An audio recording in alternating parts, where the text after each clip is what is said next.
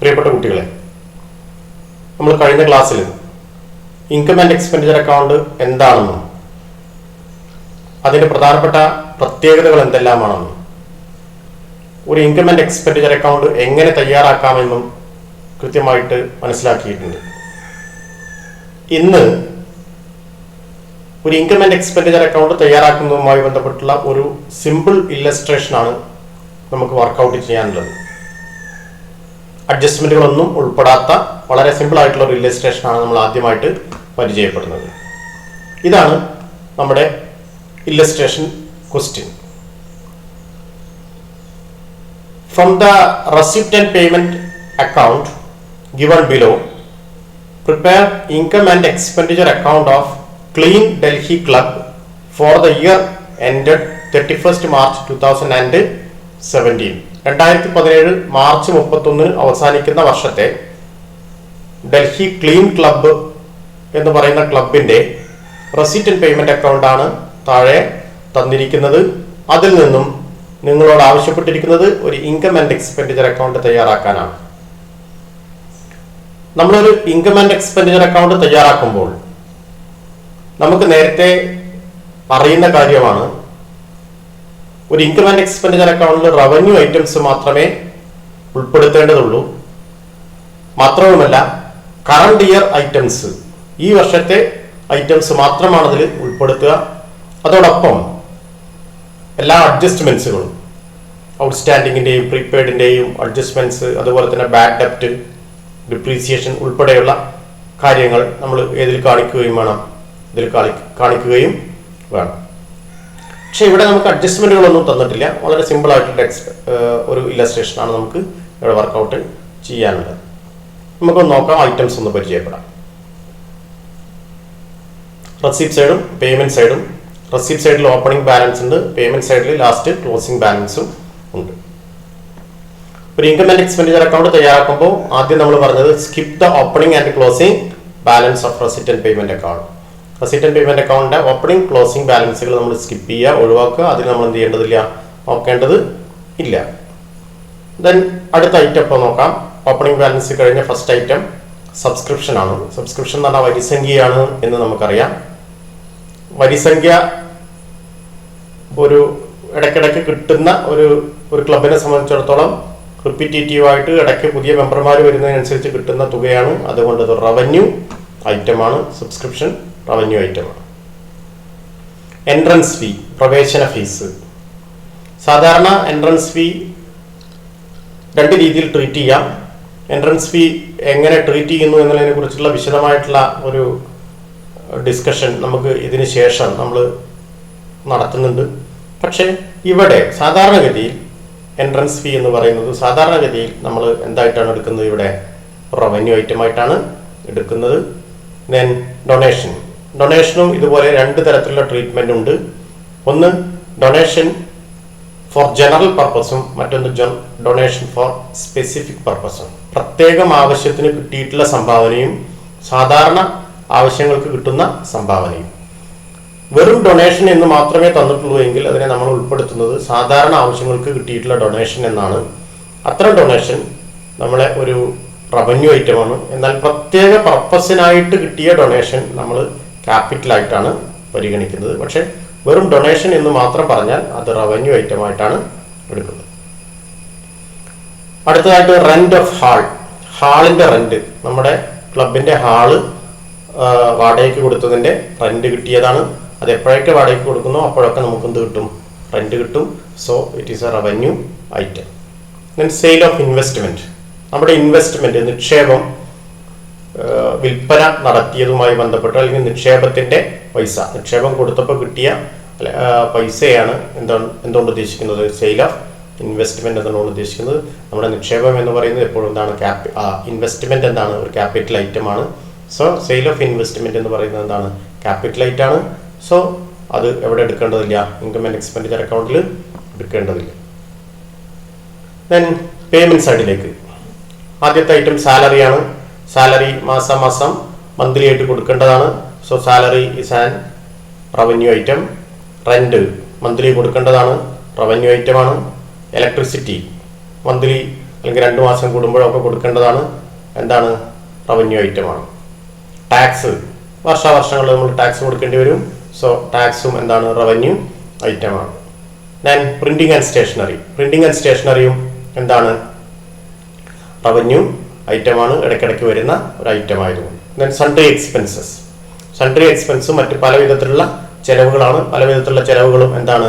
Revenue ഐറ്റമാണ്. Then books purchased. നമ്മുടെ ക്ലബിലേക്ക് ആവശ്യമായിട്ടുള്ള, ലൈബ്രറിയിലേക്കോ മറ്റ് ഇതിലേക്കോ ആവശ്യമായിട്ടുള്ള പുസ്തകങ്ങൾ വാങ്ങിയത്. ഇത്തരം പുസ്തകങ്ങൾ വാങ്ങുന്നത് നമ്മൾ ലോങ് ടേം പർപ്പസിനാണ്, ലോങ് ടേം ആയിട്ട് ഉപയോഗിക്കുന്നതിനും വായിക്കുന്നതിനും വേണ്ടിയിട്ടാണ്. So it is a capital item. So not recorded in income and expenditure account. Revenue item അല്ല, അതുകൊണ്ട് തന്നെ എവിടെ കാണിക്കേണ്ടതില്ല? ഇൻകം ആൻഡ് എക്സ്പെൻഡിച്ചർ അക്കൗണ്ടിൽ കാണിക്കേണ്ടത് ഇല്ല. അതുപോലെ തന്നെയാണ് government bond purchased. Government bond purchased എന്ന് പറഞ്ഞാൽ ഗവൺമെന്റ് ബോണ്ടിൽ നമ്മൾ എന്ത് ചെയ്താണ്? നിക്ഷേപിച്ച തുകയാണ്. അതും ലോങ് ടേം പർപ്പസ് ആണ്. So a capital item not recorded in income and expenditure account. Then fixed deposited with bank. ബാങ്കിൽ നമ്മൾ നടത്തിയിട്ടുള്ള ഫിക്സഡ് ഡെപ്പോസിറ്റ് ആണ്.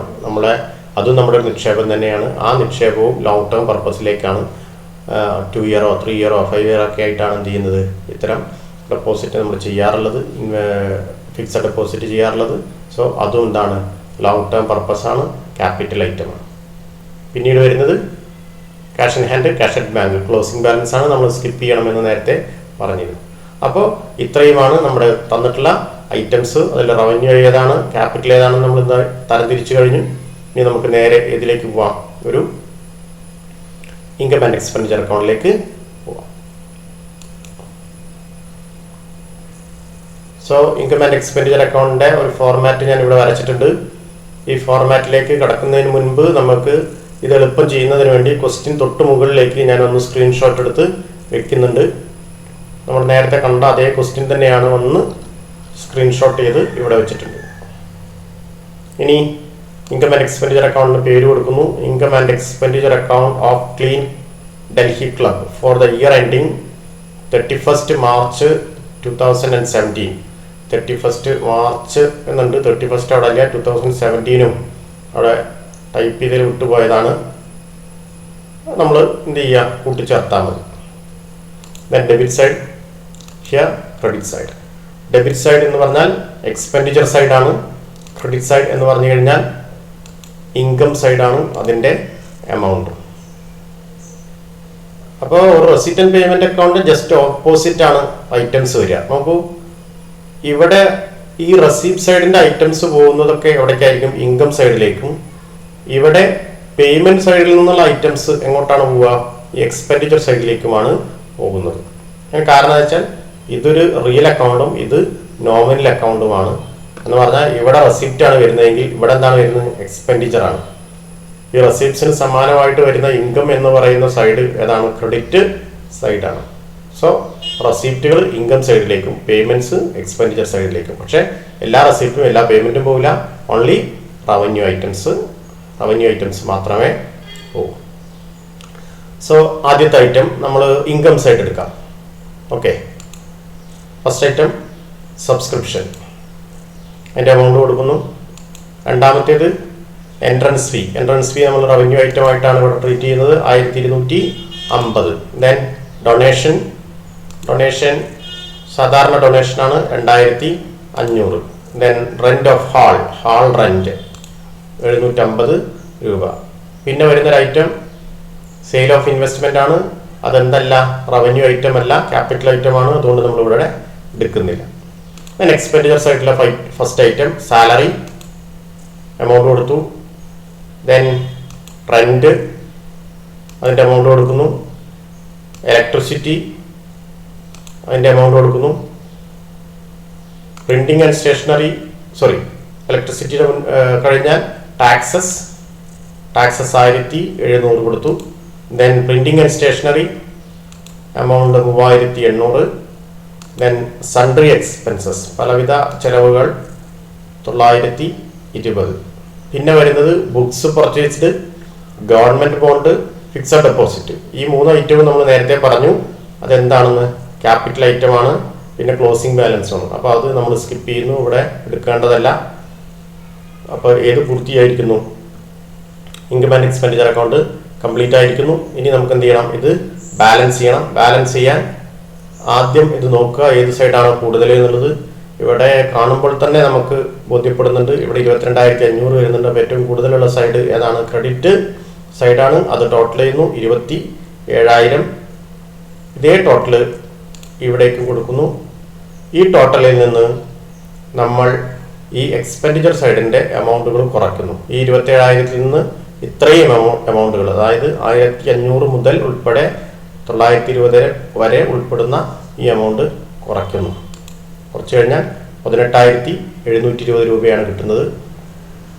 ഇതിനെ വിളിക്കുക കൂടുതൽ ഇൻകവും കുറവ് എക്സ്പെൻസുമാണ്. അപ്പോൾ ഇൻകം ഓവർ എക്സ്പെൻഡിച്ചർ, എക്സ്പെൻസിനേക്കാൾ കൂടുതൽ ഇൻകം ഉണ്ടാവുക, അതിനെ വിളിക്കുന്ന പേരാണ് നമ്മൾ എന്ത്? സർപ്ലസ്. ആ അവസ്ഥയാണ് ഇവിടെ ഉള്ളത്. ഇൻകം കൂടുതലും എക്സ്പെൻസ് കുറവാണ്, അല്ലെങ്കിൽ എക്സ്പെൻസ് കുറവും ഇൻകം കൂടുതലുമാണ്. അത്തരം സാഹചര്യത്തെ വിളിക്കുന്ന പേരാണ് സർപ്ലസ് എന്നത്. നമ്മൾ പ്രോഫിറ്റ് ആൻഡ് ലോസ് അക്കൗണ്ട് തയ്യാറാക്കുകയാണെങ്കിൽ നമ്മൾ അവിടെ വിളിക്കുക പ്രോഫിറ്റ് എന്നാണ്. അതിന് പകരമായിട്ടുള്ളതാണ് ഇവിടെ എന്ത്? സർപ്ലസ്. അപ്പോൾ സർപ്ലസ് എന്നുള്ളത് എത്ര രൂപയാണ്? 18,200 രൂപ. ഇങ്ങനെയാണ് നമ്മൾ എന്ത് ചെയ്യുന്നത്? ഒരു ഇൻകം ആൻഡ് എക്സ്പെൻഡിച്ചർ അക്കൗണ്ട് തയ്യാറാക്കുന്നത്. ഒറ്റ കാര്യം കൂടെ ഒന്നുകൂടെ ഓർമ്മിപ്പിക്കുന്നു. റെസീപ്റ്റ് സൈഡിൽ നിന്നുള്ള ഈ ഐറ്റംസ്, അതായത് റവന്യൂ ഐറ്റംസ് എവിടേക്കാണ് പോവുക?